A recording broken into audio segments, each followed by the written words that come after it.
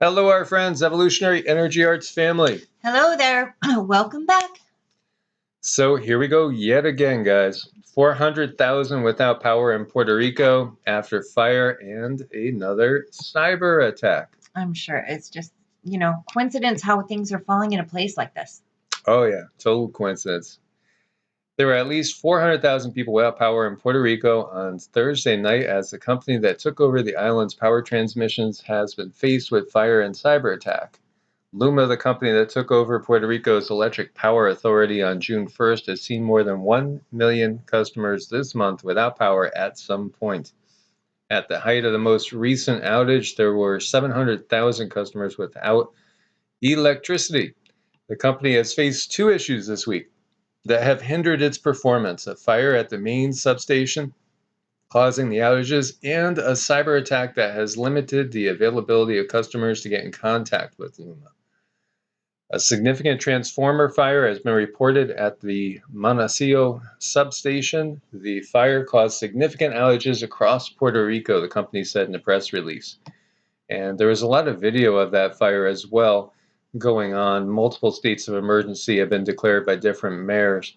It's part of what we've been saying. There is covert warfare well underway. And when you're seeing it every day, it is. Things are getting closer. And we are seeing it every day, too. I mean, every time we do something like this, something like that happens. And as we've talked about before, going back to 2017, one of the things that would have to happen for open conflict to really truly begin, and again, this is part of a much bigger plan that these powers that be have had in effect from decades ago, maybe even over a century ago. And Sassy's riled up about them. She is really upset about this. So she's on her guard. Yes. And we should all be on our guard too. For what's coming, because this is different. It's permanent, not temporary. Dollar's purchasing power plunged at fastest pace since 1982. Consumer price index jumped 0.6% in May, after having jumped 0.8% in April, 0.6% in March, all three the steepest month-to-month jump since 2009, according to the Bureau of Labor Statistics today. For the 3 months combined, CPI has jumped by 2%, or by annualized pace of 8.1%. The current 3-month pace of inflation as measured by CPI has nothing to do with the now infamous base effect. And there's an article there talking about that back in April and preparing for the crazy times that are ahead. People are starting to notice on the mainstream. And, guys, we're not going to be able to wake up everybody. And a lot of times we're not going to be able to wake up our own family members. Mm-hmm. I just felt the urge last night to reach out to my sister, who's like a nurse of 30-something years, completely indoctrinated into the system, believes in the system, believes in a certain doctor whose last name begins with an F, I'm sure. All I get from her is, you're just a wacky CT, CON, you get it. You understand, So even in our own families, there's going to be people that they're not seeing the tsunami that's heading straight towards them. And you could point that tsunami out all day long and they're still not going to see it. Oh, no, absolutely not. So, I mean, it's a time where we have to not be heartless, but have some discernment as far as who you spend your energy on. Look at this chart showing the purchasing power of the consumer dollar. It's just hitting me more and more every day. And we were delayed, obviously, we were delayed in our plans, and we've been delayed, and there's these powers that we can't see. Again, it's a spiritual battle that's going on. And what does that really mean? Well, if we really look at it, it's an interdimensional battle, the battle of consciousness. And just because you can't see something, and many of you can, now start to see things that you hadn't seen before, doesn't mean it's not there. And we're seeing the effects of this. This is a big time plan that's been in the making for a very long time. As you see, the hangover arrives. Explosive inflation leads to record collapse in home and car purchasing plans. Well, the home market's been absolutely on fire, and that's something that has to come to a halt at some point. And as we know, part of the thing that propped everything up was the fact that we had all these moratoriums where people weren't paying their mortgage, weren't paying their rent, and nothing could be done, to get them to pay or get them out. But then all things come to an end, and all of a sudden we will see a wave that's going to be ginormous, a massive wave. And then many people, like I think back to when I went to Florida years ago, and I was looking to buy a property after the crash, and there were houses that people had bought that were 600,000 that were now selling for maybe 279,000.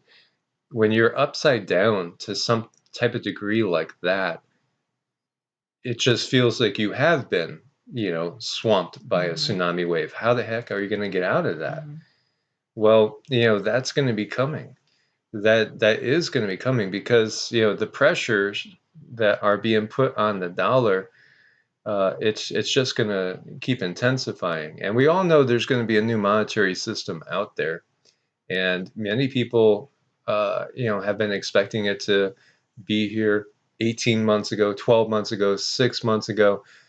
Many people are waiting for all sorts of jubilees and things, forgivenesses from debt, and brand new fresh starts. We'd all love a brand new fresh start.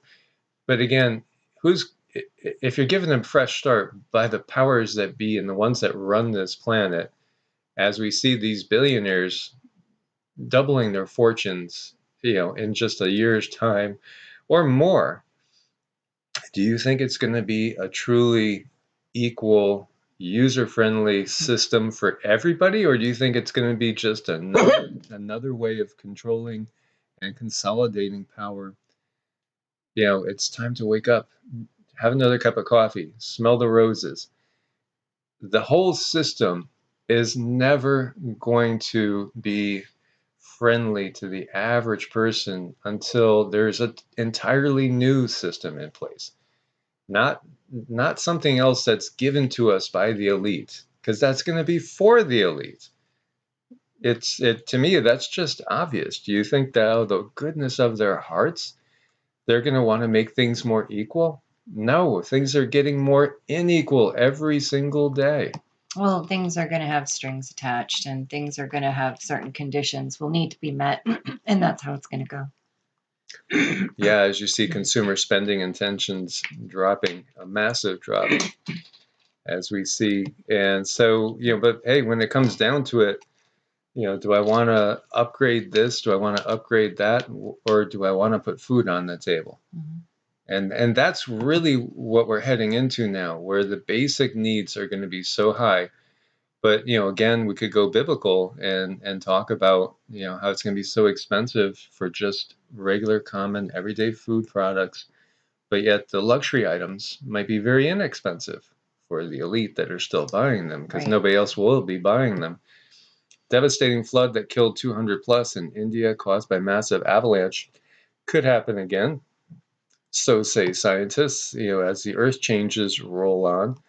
And obviously, there are some places that are getting absolutely hammered. We've been talking about this, and lots of good comments, lots of good thoughts. People starting to wake up and saying, yeah, that's true. If they can't have oil pipelines everywhere, why can't they, have more reservoirs, more places to catch and hold water, and then simply bring water to where it's needed?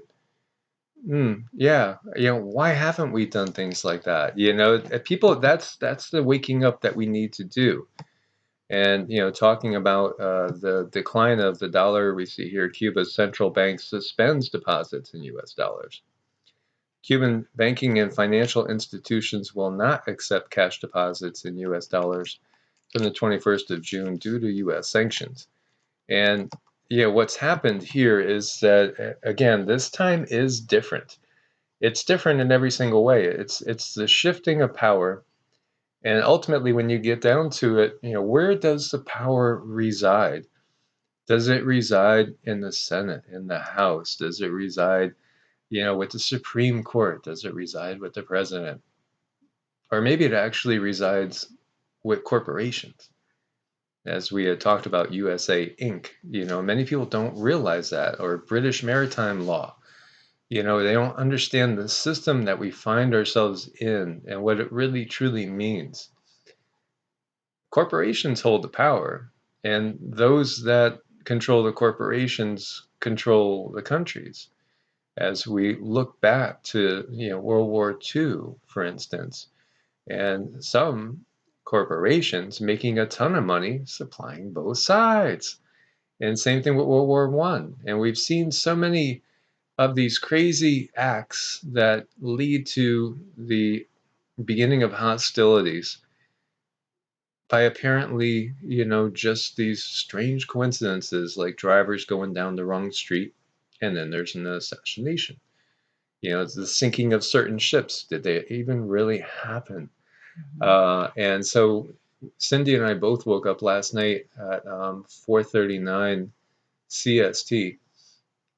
And it was interesting because we both kind of like just kind of like startled and shifted in bed. And I said, "Are you feeling anything?" And she agreed. We both felt something that felt kind of ominous, and it woke us up. And the impressions was something sneaky and underhanded going on under the surface.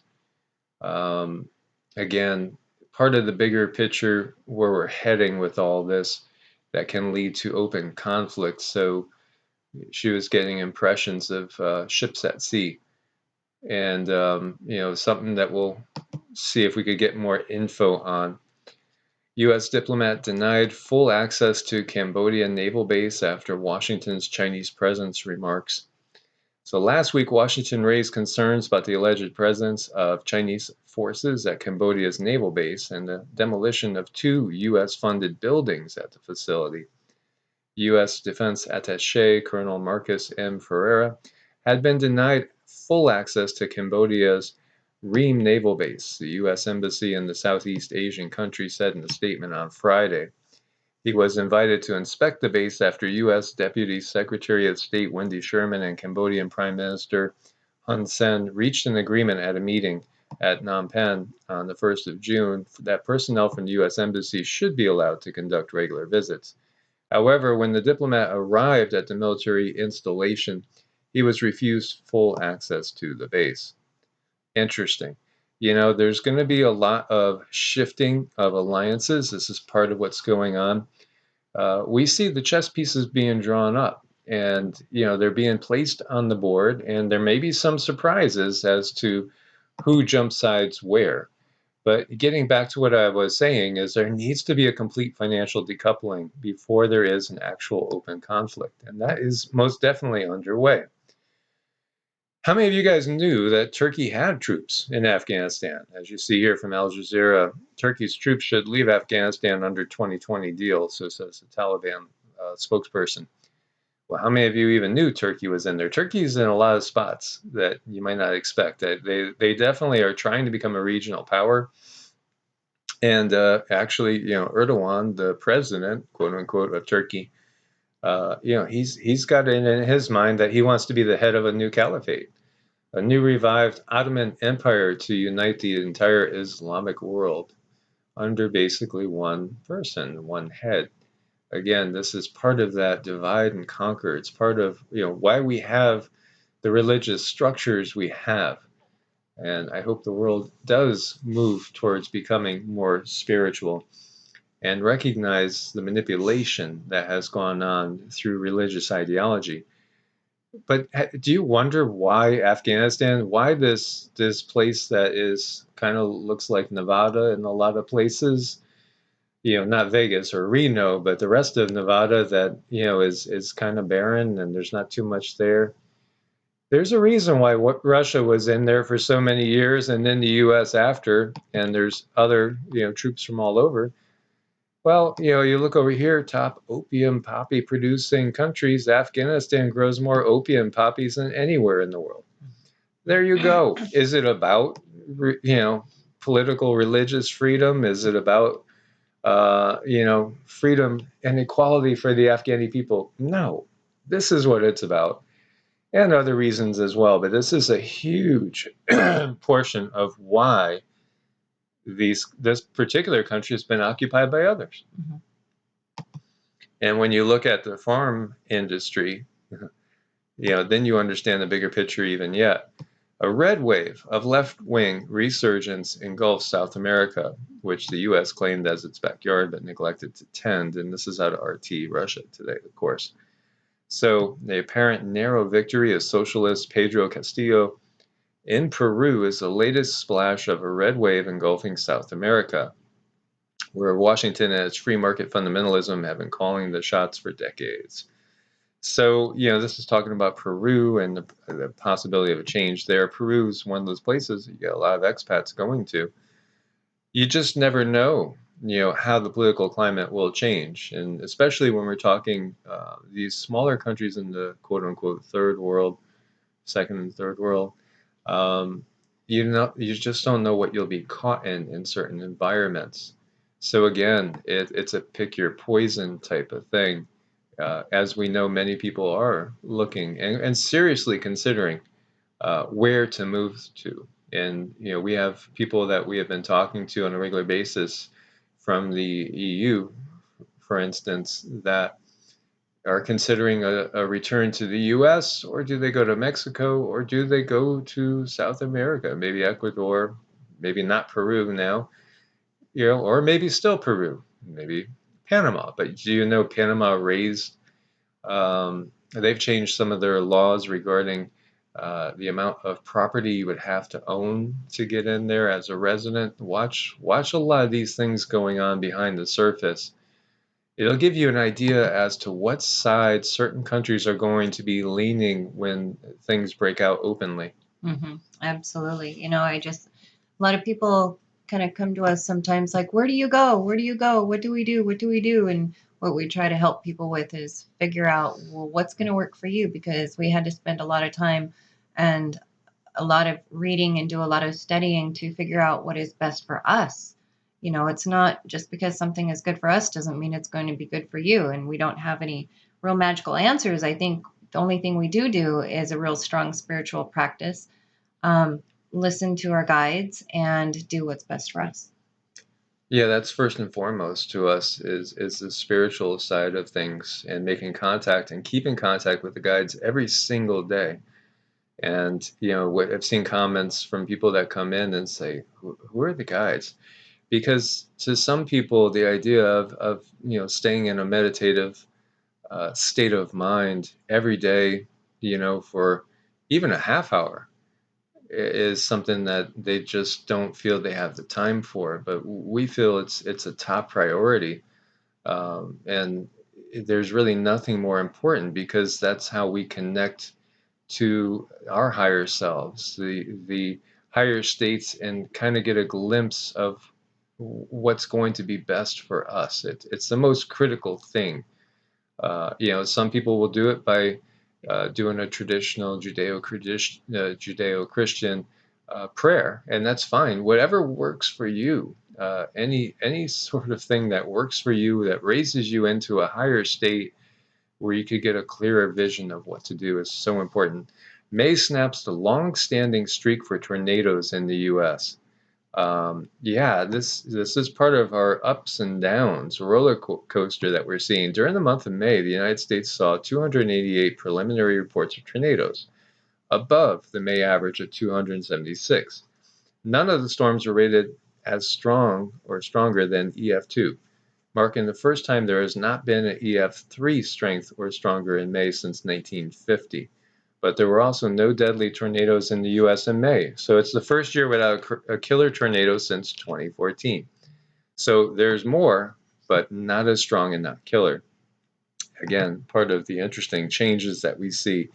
And we see how electroverse today, Earth's temperature is running below the 79 to 2000 baseline, below.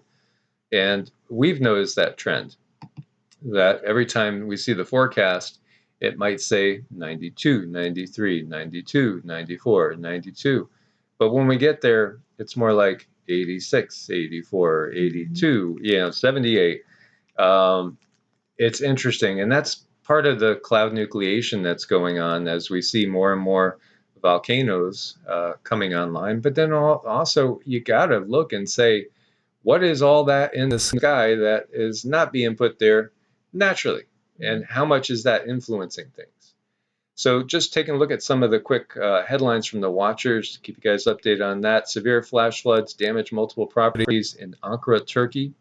Heavy downpours lash the Turkish capital on Wednesday as well.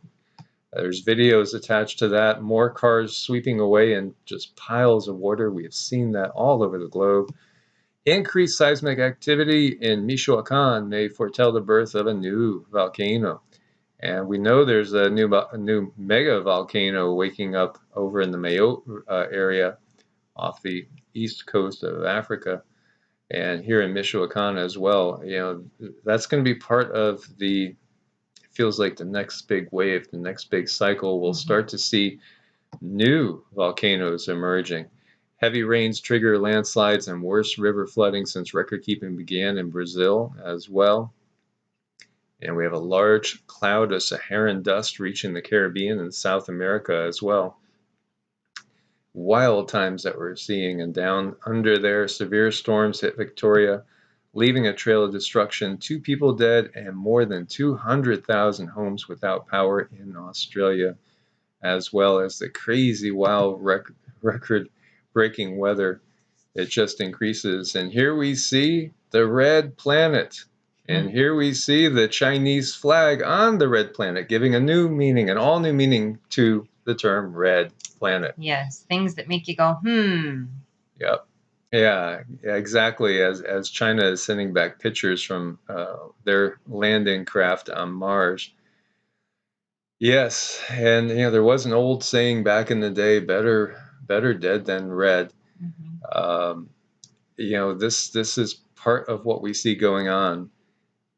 This bigger plan, this bigger timeline. We are truly living in, well, I guess they would say interesting times, to say the least. And some view that as a curse, that Chinese saying, may you live in interesting times. Well, we certainly have interesting times. Well, guys, thank you so much, as always, for your support on Ko-Fi and Patreon. Thumbs up to support the channel. If you did find this interesting and informative, make sure you're subscribed to both channels, Evolutionary Energy Arts and EEARTS. We will try to get something up on Evolutionary as we try to get caught up with all the ramblings and movings that we've been going through ourselves in these times. We thank you for your patience with us getting back to you if you've tried to make an appointment.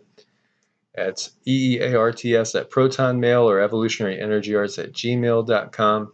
And anybody that had sent in emails that somehow perhaps got missed with all the lack of internet moving and everything that we've done in the past couple of months, please do feel free to email again, and we do apologize, and we will get back to you and set up a time to get together with you.